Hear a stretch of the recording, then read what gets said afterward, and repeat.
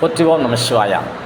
Time சரியில்லைன்னு சொல்கிறவங்களுக்கு நான் சொல்கிற இந்த பரிகாரத்தை நீங்கள் செஞ்சீங்கன்னு சொன்னால் உங்களுடைய நேரம் மிகச்சிறப்பாக போகிறதுக்கான வாய்ப்புகள் உருவாகும்.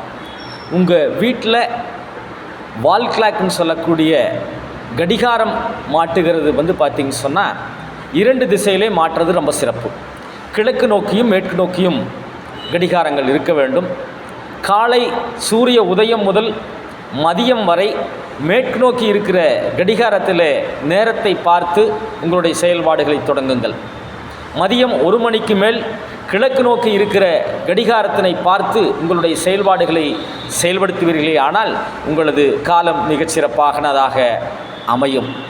கடிகாரங்கள் வீட்டிலே ஓடாமல் இருந்தால் அதுவும் குற்றமாகும்.